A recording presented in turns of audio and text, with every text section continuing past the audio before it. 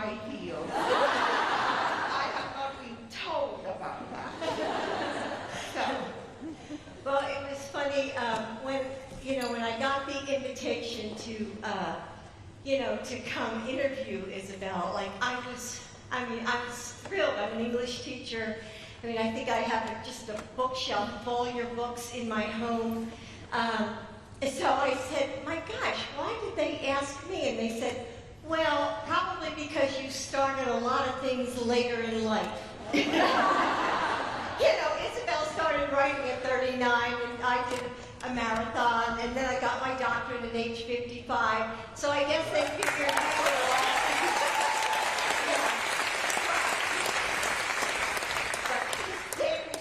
younger than me. Don't I have tell. no idea what it is to be 82. Well, I'll find out, hopefully. But I have to say, I met Isabel in the 90s. I was a Senate spouse, and I was invited to the White House. And we were at the same luncheon table. And we talked together, and I was like in awe, as I still am, and we talked books and literature and her books, and then after that, she had just written the book Paula about her daughter, and we talked about that experience. And then, like a week later, maybe two, a book arrived, a signed book from Isabel. She had signed the book to me. So, stuff like that, these acts of kindness you never forget. And then, of course, I saw you when you got the Medal of Freedom, which was so amazing. Which was such an extraordinary experience. I always have the feeling that I'm a visitor in this planet, that I'm always a foreigner. And on that occasion, when I got the Medal of Freedom and I could hug the Obamas and all, I felt that I belonged for the first time. And it was very moving, very moving. I have it hanging on my altar, practically.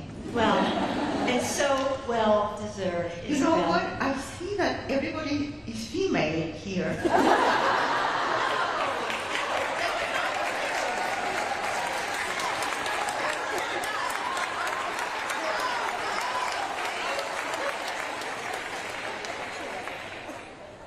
My God, I mean, where are the men? You know, guys, what is the most popular genre in literature today?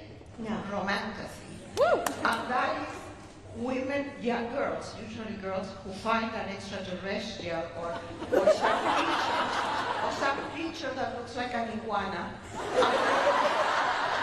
And they have this romance and incredible sex for several chapters. Now, what does that say about human males? This is what women are feeding on. It's just strange. All right, let me answer the questions. Okay, so in your signature style, there are many facets to the story. I'm sure you're all going to get the book. So, war, love, family, self-discovery, and of course, a fierce and independent heroine at the center. So what can you tell us about your book? About the book? About the book? Yeah, they want to know. Because I want you to read it. But Emilia is like so many of my female characters, my protagonists. Strong women who take risks, who fall, fail, and get back on their feet. And I don't make them up, Jill. I am surrounded by women like that, mostly through my foundation, that I get to meet women. Many of them are refugees, and others are not refugees, but have very hard lives, and they are not victims. They somehow get hold of their lives, and they have a life, a destiny, and they take care of other people. And those generous, brave women are the models for my books. I don't make them up. I don't need to make them up. And the rest of the characters, the lunatics in the book, they are all my relatives. I don't need to invent anything.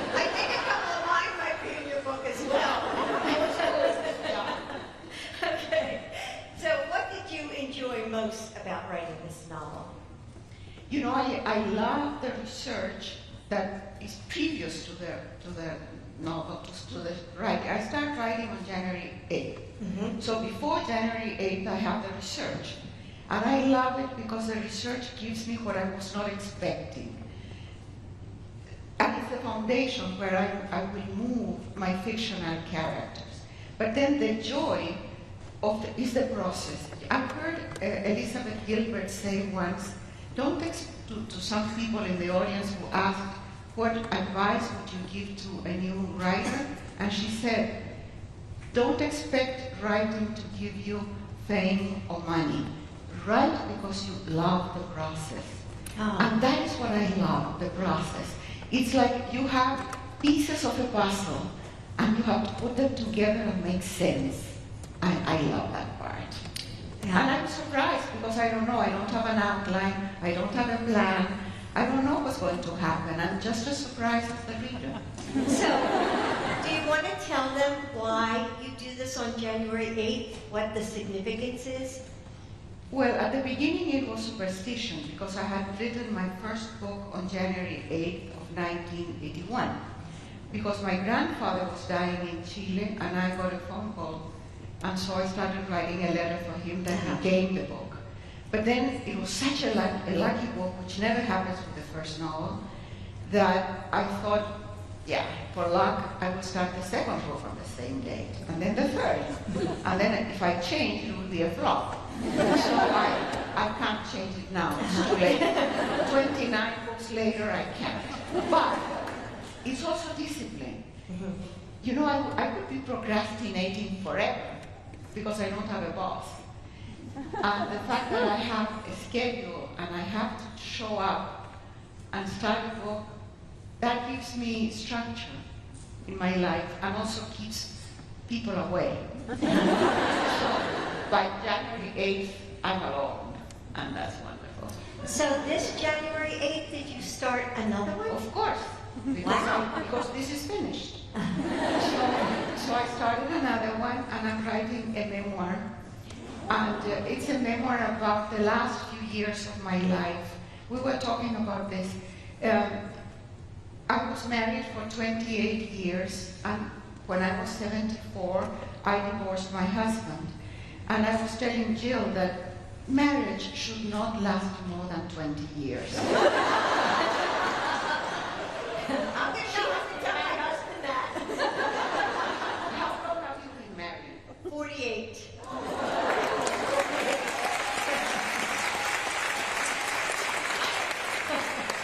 Frankly, I don't find that has any merit. By now, she could have at least 2 husbands and a half. But Or why at get least- married at all? Well, at least you could renew the vows every 20 Okay. years. Okay. Yeah, with the same guy if you want. I think that if I have a chance to change the guy, I do that. So, unfortunately, my current husband, Roger, is 82, like myself, and I don't think I will have the 20 years that I'm allotted. So probably he's the last one. You never know. You never know. My stepfather lived to be 103, so maybe Yeah. I still have a chance. So, Amelia is a member of one of the families featured in House of Spirits. So why did you decide to connect your characters? And what was it like, revisiting this family? I have that family in several books. 7. Okay. I have it in Daughter of Fortune, Portrait in Sepia, Violeta, and now here, and of course the House of the Spirits. They are all inspired by my grandmother's family. Many of those characters are my relatives. I told you I have relatives like mine. So they keep coming back, sometimes on purpose, and sometimes I have already written 60 pages, and I recognize this person that was in another book that just somehow got in here, and with another name or in disguise. And so, okay, if it's Del Valle, let's keep it. Okay. So you haven't read the book because it came out yesterday, right? So it takes place in the late 1800s. So what fascinates you about this time in history, and specifically this time in Chile? Well, the book is about a civil war that happened in Chile in 1891. There was a progressive president, President José Manuel Balmaceda, who wanted to make important changes in the society and the country, and faced fierce opposition of the conservatives. The Congress split, the armed forces split as well, and we had a horrible civil war. 80 years later, in 1973, we had a progressive president who wanted to make big changes in Chile and faced horrible opposition. By the way, in both instances, the United States intervened. And we had a military coup because the armed forces did not split. All of them were against the government. And we had military coup and 17 years of dictatorship. And in both instances, the president committed suicide. So the parallels are so striking that of course it was just so tempting to write about. But because the narrator is Emilia, Emilia comes as a war correspondent. She cannot know what will happen 80 years later. So it's in the hands of the reader to make the connection or not. It's not in the book. Okay.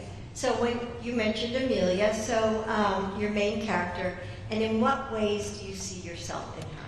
Many people, or the few people who have read the book, think that she's my alter ego for some reason. First of all, she's tall.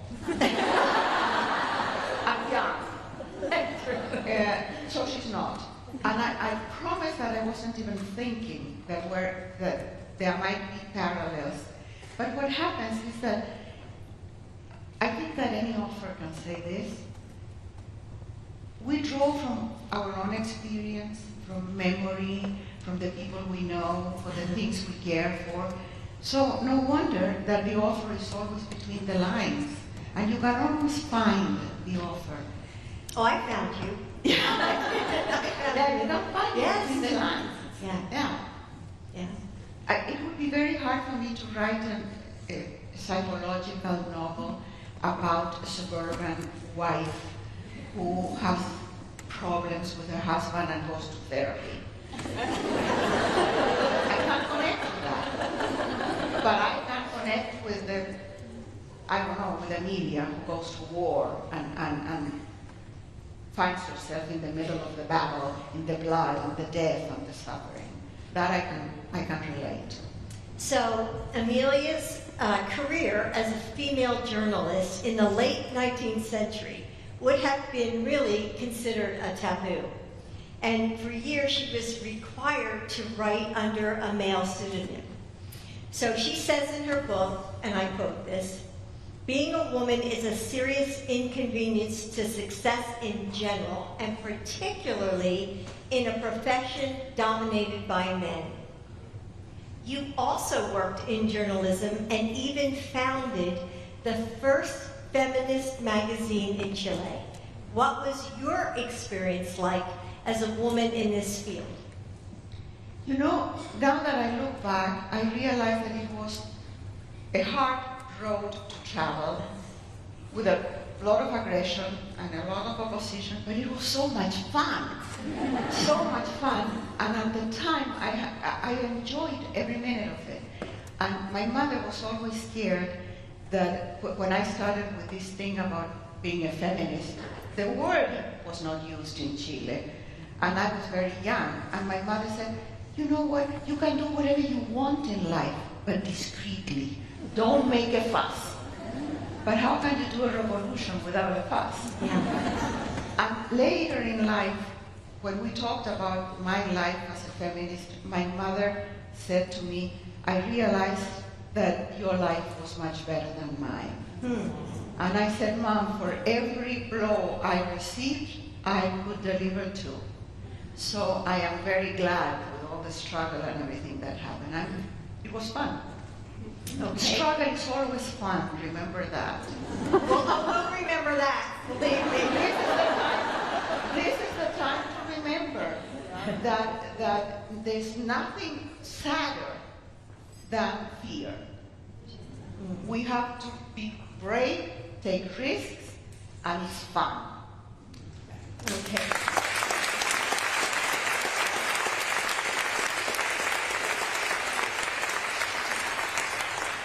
When you were a child, what did you want to be when you grew up? And did you always know that you wanted to write? No, I wanted to support myself. I was 6 years old and people would say, what do you want to be when you grow up? Support myself. That's all I wanted. So I wanted to work and be like my grandfather. Have money, be independent, have a car, have the keys of the house. My mother was really a charity case. She was abandoned by her husband when, she had not given birth to my brother yet. She was pregnant. And I was almost 3 years old. And I never saw my father again at a time when there was no divorce in Chile, and my mother belonged to a social class and a family where women didn't work. Mm-hmm. And so she was not educated or skilled for any kind of job, and she had 3 babies in diapers. So she ended up living in my grandfather's house. She had a roof over her head, and she had, the kids went to good schools, and we were not begging in the streets. But my mom didn't have anything. She couldn't buy ice cream for us. She never had any pocket money. So she depended first from her father, then my stepfather, and eventually me. So when she was old, she would tell me, I have been very lazy in my life, and I have paid a very high price for that. And I always remember that because you belong, all people here are young. I don't see any white hair. You're raising your hand for having white hair?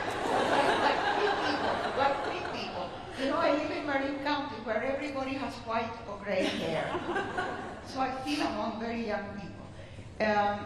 What was I talking about? This happens with age. Okay, so the title of the novel. Given that Amelia had to write under a pseudonym, a male pseudonym, and she goes on this epic journey of self-discovery, the title is simple yet effective. So was this the title from the beginning, or how did you come to it? I am terrible with titles. I've always been. So other people find the titles. I think this one was, Johanna, did you get this title? That's my agent sitting over there. The one with red lipstick? And she came up with the title. And we fight a lot about titles and about the jackets, because if it was her choice, all the jackets would be pink. So she manages to introduce some pink in every jacket. And actually, your son's here too, Nico. Nico's here, right? Yeah, my son is here. And your granddaughter, Yeah, right? one of the 3 men in the audience is my son. There you go, there you go.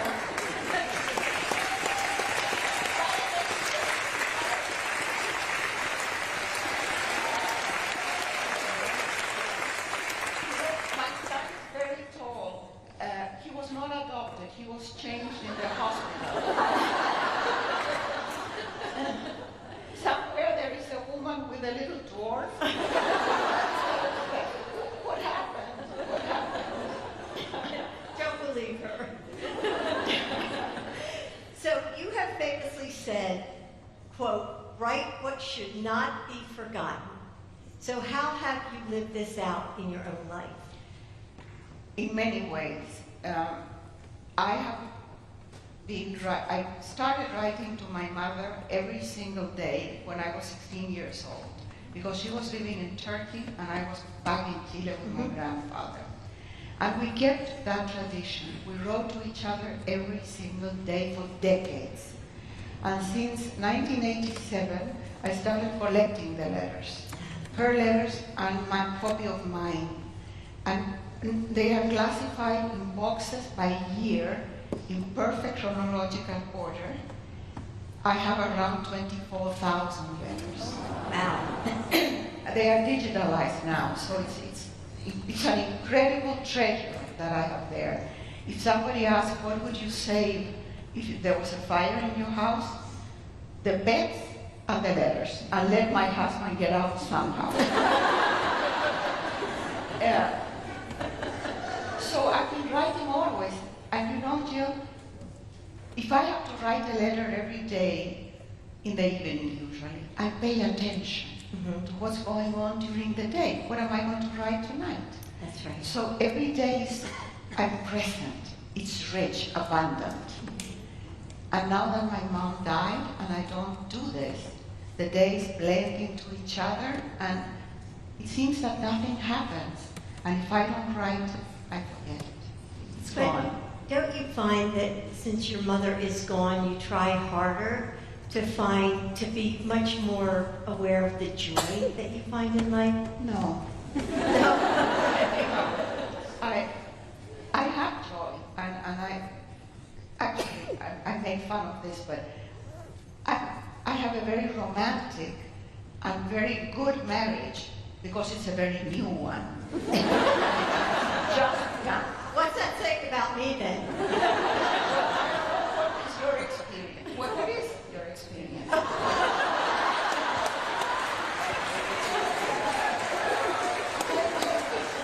Why should I be exposing my marriage and not you?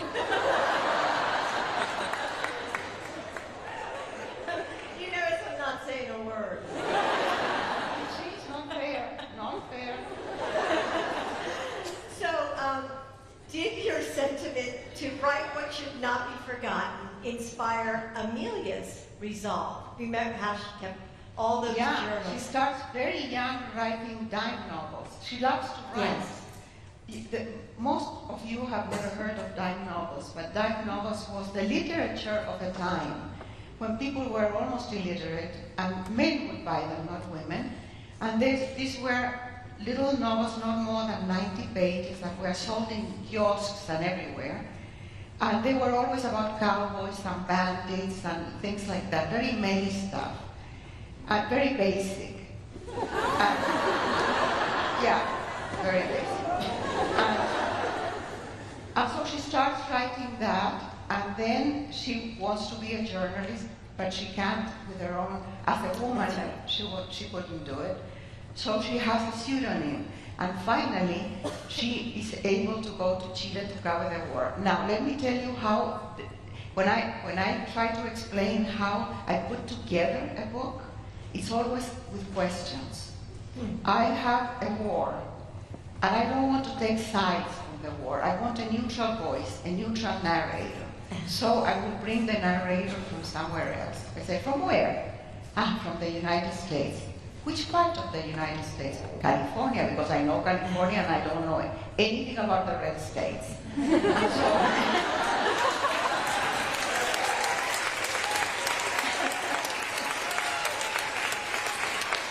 then the question is, okay, who is this person?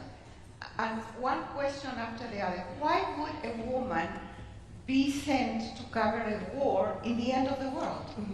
Well, she needs to speak Spanish. So I need to give her a stepfather that is Mexican. And then I say, well, what else? She needs to have roots there of some kind, some connection to the country. Okay, so she's the illegitimate child of a Chilean aristocrat that impregnates a nun. Now, I know, wait till you read it. now why a nun? I thought it was fun. So that's the kind of stuff that just happens when you're writing a book. You don't plan it. The nun just popped up. I'm sure they'd be happy to hear that in Rome now. So I hope this next question makes sense because you haven't read the book, but though there are many heavy moments throughout the novel, Amelia's cleverness and wit lend themselves to humorous moments too.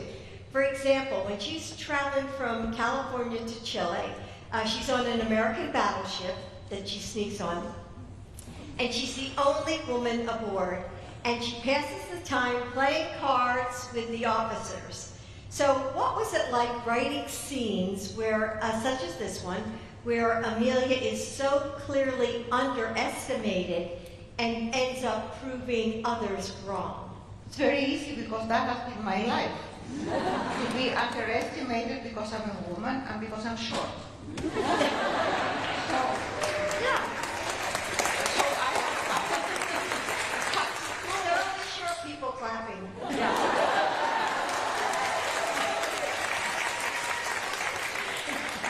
But you know what? My stepfather instilled in me the idea that everybody was more afraid than me and that I was the most intelligent person in the room. And she said, no, you go ahead and do it. And I think that's what Emilia does. That's what the stepfather tells her. There's nothing that you cannot do. Okay, as the highest selling Spanish language author in the world,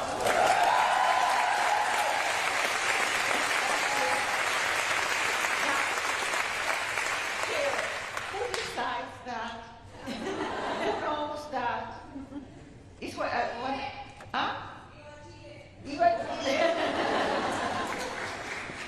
okay, so this sort of follows on that. So you, with 80 million copies of your books in print, you've probably proven a few people wrong too. When have you felt underestimated? Well, you sort of just answered that all the time, right? Look, when I sent my manuscript to an agent in Spain, the first manuscript, The House of the Spirits, this Catalan woman who was the biggest agent in the industry at the time told me, I like your book, we will have it published. That doesn't make you a writer. A writer is proven with the second book and the ones that follow. And I'm going to tell you that being a woman means that you will have to do double or 3 times the effort of any man to get half the recognition and respect. And it has been prophetic. This is exactly what has happened, especially in Chile, I have to say, which is the last country that accepted the fact that I was a writer. They would call me narrator or whatever. So the disrespect, because I sell books and that pisses people off, my colleagues mostly, and because I'm a woman. So I came, The House of the Spirits was published in 1982, at the end of the boom of Latin American literature. All men, as you know. Yes. Not one female name there. And so they said, well, she's the only woman in the boom. That lasted a week. Then they said, no, she's not from the boom. She's a woman. So I am post. Being post anything is not fun. So many people know you as a devoted and outspoken feminist, as well as a writer who often incorporates romantic storylines in her novels. Some would argue that these two things can't coexist. Why? Okay, so do you think writing about romance and experiencing it in your own life, as you talked about, can be acts of feminism in themselves? Of course, being a feminist means that you struggle to end the patriarchy, which is a terrible system.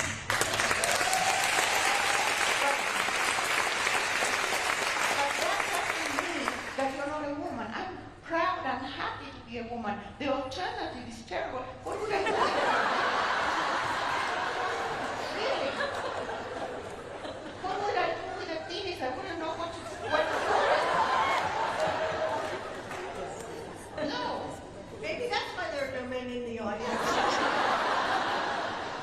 So I have fun being a woman. I love makeup, I like clothes, I like all that. But I'm also fierce when it comes to defend the rights of women and try to defend women from exploitation, from all the abuse that we have suffered for millennia. So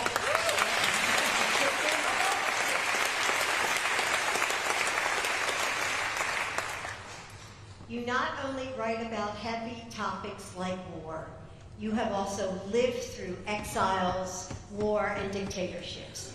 In times that are especially challenging or divisive, what gives you hope? That everything changes. Nothing is forever.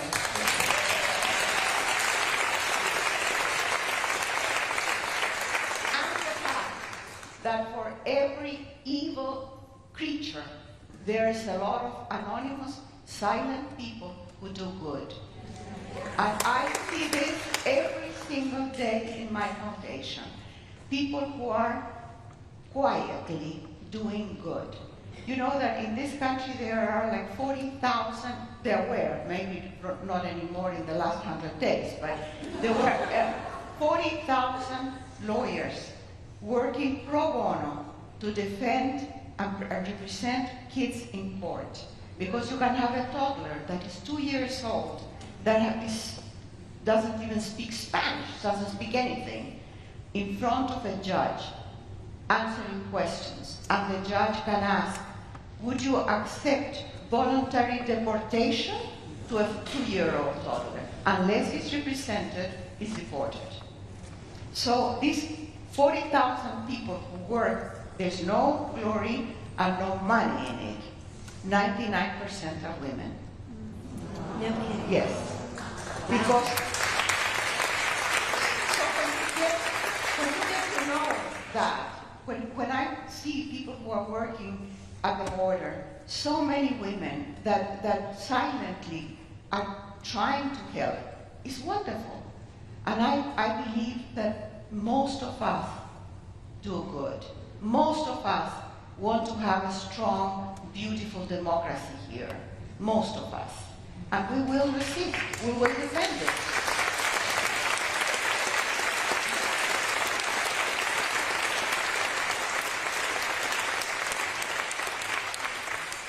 So, Isabel, you mentioned your foundation. So, and it's named after your daughter, who's deceased. Can you tell us more about it? You know, after my daughter died, and I know that you have gone through that, we belong to this very sad club of mothers who have lost their children. And you can say the same thing, that we never get over it, never. We just live with a pain that is like under the skin, always. When Paula died, I thought that I would live the years that she could live, and I would try to live them as she would have. And I wrote that book, Paula, and I didn't want to touch any money that came from any income from that book because it belonged to her. And I thought, what would she do? She would give it away, of course, and she would give it away in the causes that she always defended, that she always cared for, women and girls. And so that's how the foundation came to be. But I didn't know anything about foundations. Nothing, I would just write checks and send them around. And then, I'm sorry, but I have to repeat this that I already told some other people yesterday. But it was in another city, so maybe it's okay. At that time, my son divorced. Well, it's more complicated. His wife fell in love with my stepson's fiancée. So, try to imagine. The two women were together, and I have to say they have been together for 30 years, so it was a true love. And my son was left single with 3 kids. Little kids, very little kids. So after a year or so, I realized he wasn't dating anybody. And so I looked for a bride. That's what you would do. Yeah, Of course. So there would be a line, for example, for signing, and I would take a look.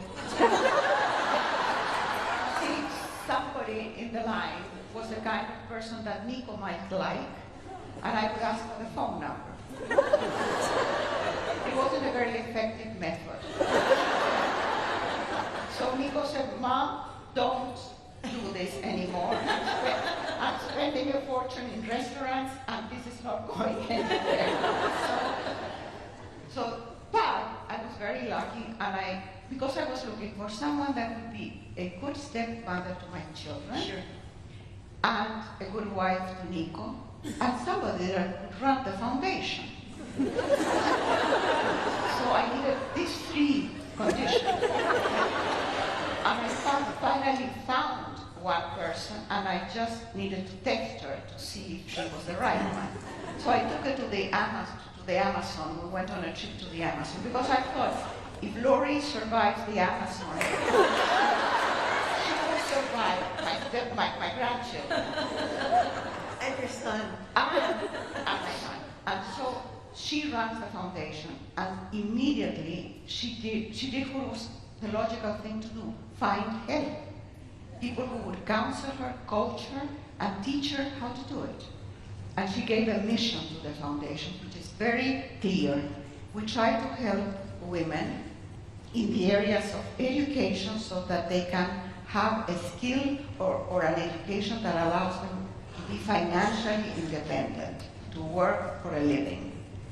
We work on healthcare, mostly reproductive rights, because a woman who cannot control her fertility cannot control anything.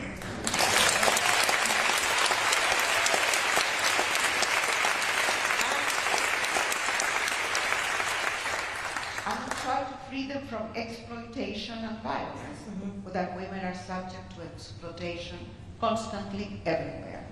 So that's the mission of the foundation. And I think Paula would be happy. I think this is what she would have done.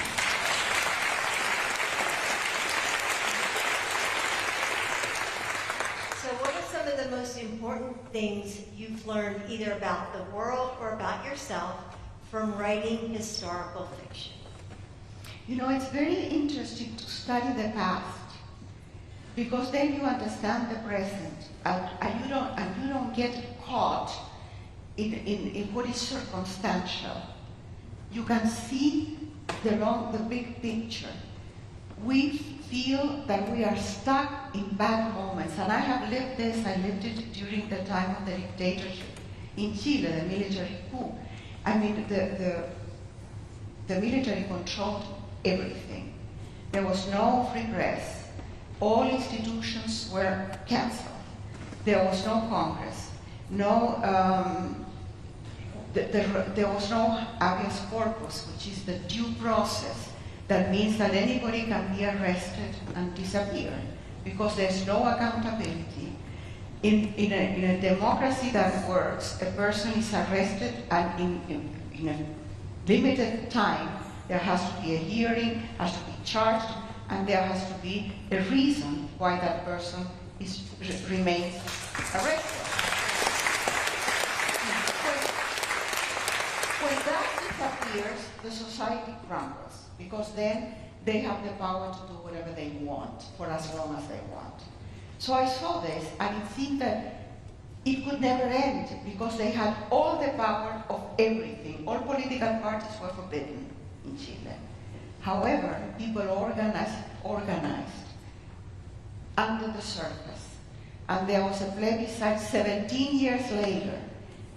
And the plebiscite was yes to keep Pinochet in power, no to replace him for a democracy. And all the propaganda, all the publicity, everything was in the hands of the government. The opposition only had 15 minutes on television at 11 o'clock at night. And people stayed awake until 11 o'clock to see those 15 minutes.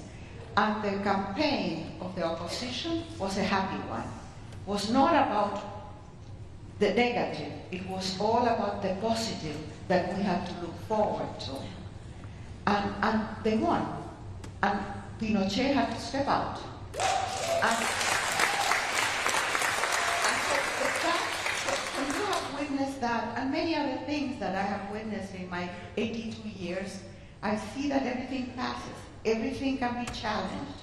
Everything, but the arc of history, the arc of humanity is toward progress. We evolve. We are not in the Middle Ages. So don't get stuck in the present. There is future.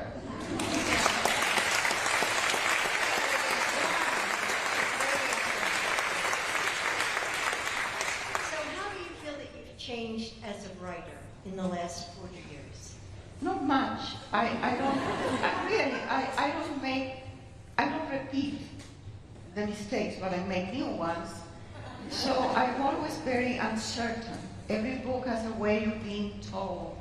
Every book has its own requisites, and I have to start from scratch every time. That's the challenge, and I love it. I love it. But I don't feel that I have more self-confidence.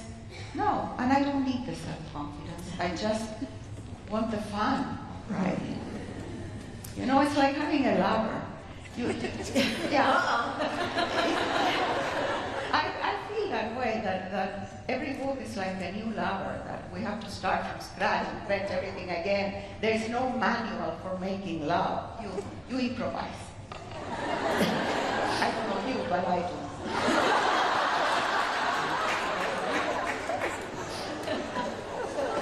So, what do you hope that your readers take away from your new novel, from Lily? I don't know. I never think about that. I feel that a book is an offering.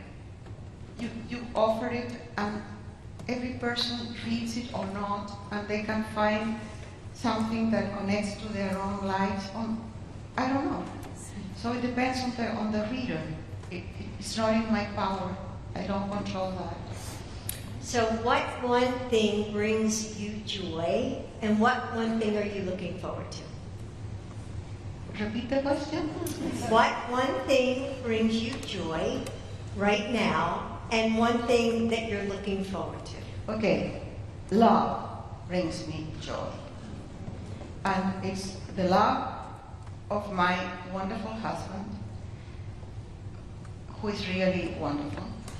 The love of my dogs, of my son, my daughter-in-law. And the love that I feel for these people and for my readers and for causes.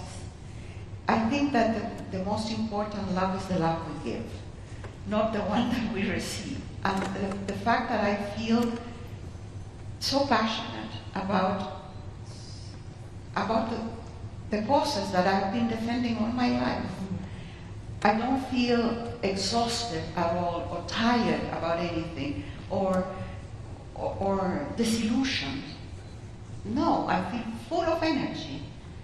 And I find that really comforting at my age. Because being passionate at 40 is easy. Being passionate with an 82-year husband is hard. That's how old my husband is. I'm telling you, I don't know you, but it's hard. You have to make a real effort. We'll go commercial.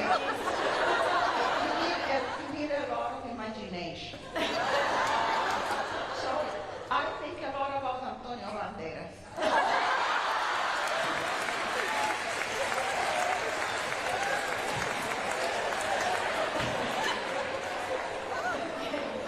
So I have one more of my questions before I go to the audience's questions.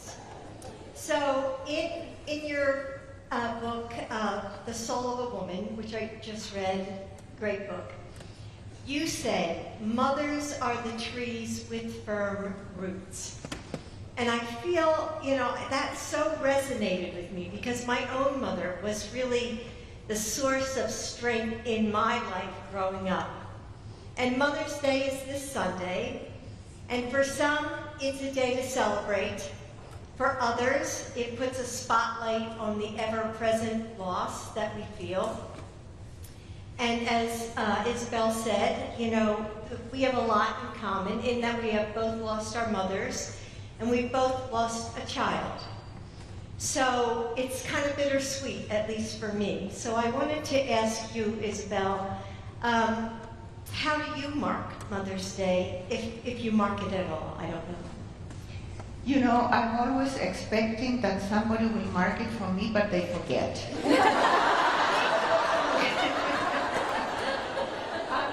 Well, that's not true, right? I'm always waiting for some flowers that never come. But you know, I'm carrying my mother with me. I have the photographs of Paula and my mother on the sink, where I brush my teeth twice or three a day, sometimes three. And I can talk to them, I see them, they are so present in my life. I've always felt that Paula is inside me and I'm living her life. And I feel that my mother is also like part of a chain, you know, we are all linked, we are all together. Especially, I think, mothers and daughters. Because, in a way, we carry something that is like a common soul that is very important. But being a mother is not pleasant. I mean, this idea that motherhood is sacred, I think that motherhood is a lot of work. Oh, for sure. A lot of work and very few rewards. Very. Sorry, Nico. All right, so It's much better to have dogs. So there were a lot of questions from the audience. So these are all from you. So, you know, I read these and I thought, my God, they're like an essay question. They have part A, part B, part C. So, you know, don't kill the messenger. I'm just reading their questions. Okay. Okay. So, Andrea, there's probably a couple of them in there in the audience, so I don't know which one, asks, how has your Latin American identity evolved throughout your life as you navigate between cultures, with living outside of Latin America while continuing to write about its history and spirit? You know, I'm often asked by young people who are immigrants, not only Latin American immigrants from other places, how do I manage to live in another place and try to adapt? What I always say is, we can have the best of everything. We don't have to leave behind our food, our music, our language, nothing. We can have it all. And I think that being bicultural is wonderful. Okay. It makes us richer in every way. I love it. I really love it. So Marcella asks, if you could write a letter to the woman you were when you first published House of Spirits, what would you say to her? Be patient. Don't give up. Keep going and don't hurry up. Because I've always been overworked, and now that I look back, I regret that I worked so hard, and I could have had more fun. Okay.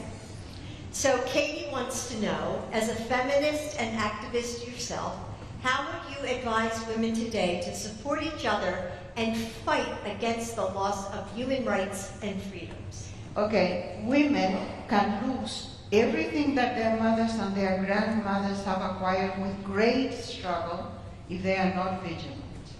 The first thing that happens when there is a crisis of any kind, war, occupation, a dictatorship, fundamentalism, you name it, women lose their rights.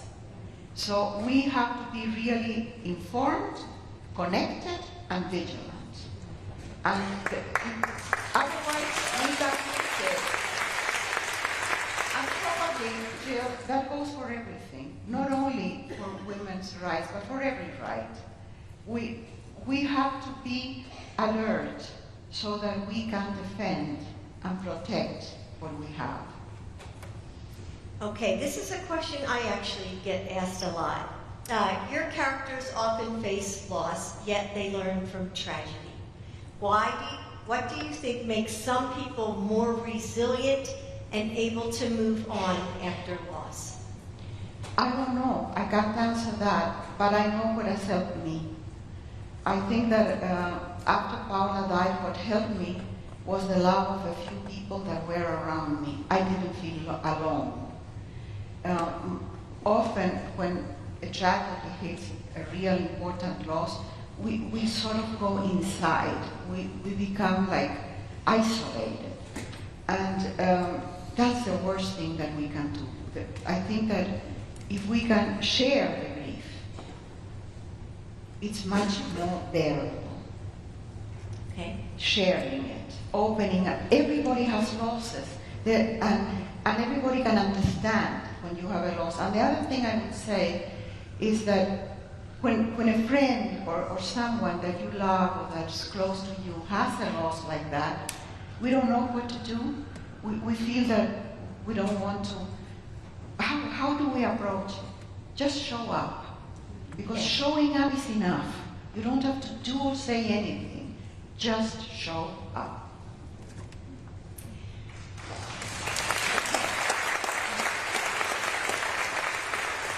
You often write strong, complex female characters. Do they come to you fully formed, or did they evolve as you write? Usually they are modeled after some people that I know, through the foundation especially. I wrote, for example, a book called about the wind. I don't remember the title. What's the title? Como? Well, whatever, the wind. Is that what I have to look forward to? I'm afraid so. And that's a story that I got through the foundation. It's the story of a little blind girl that was separated from her mother at the border, and what happened to her. And so sometimes the character just is there. And I have lots of stories that I can tell because of the foundation. But often, 2 or 3 people are the models for one character. And I pick up from here and from there, and the character sort of comes to life. And sometimes, like Emilia and like Sarité in one book that I wrote about slavery, and a few others just appear. You know, it's like they exist in another dimension. And when I start writing, they just knock at the door and say, "Hey, I've been waiting to be told." Yeah, they come fully formed. Okay, so following on that, Amy wants to know who was your favorite female character to write about, and who, if anyone, inspired that character? Clara del Valle in The House of the Spirits, because she was my grandmother. I didn't have to invent her. My grandmother was crazy and wonderful. And she spent her short life experimenting with the paranormal.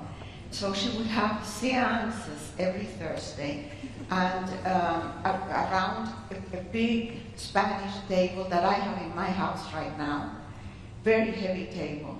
And she would invoke the souls of the dead, which came, apparently. I never saw this, but this is what the legend tells. For example, on one occasion, a conquistador appeared and told her that there were some gold doubloons under the stairs in her house. So she demolished the stairs, and the coins did not appear. So she had another seance, and the conquistador said, "Well, I'm sorry, if that was 500 years ago, things have changed. It wasn't exactly under the stairs, it was in the dining room." So another hole in the dining room, and so forth. So with a grandmother like that, it's fantastic. She gives me all the magic realism I will ever need. Okay, I think we probably have time for maybe one more, or is there anything you want to, well, let's see. Oh, I know, here's a good one. What authors do you enjoy reading, this is from Michael, and that you think people would be surprised to hear? Just read me.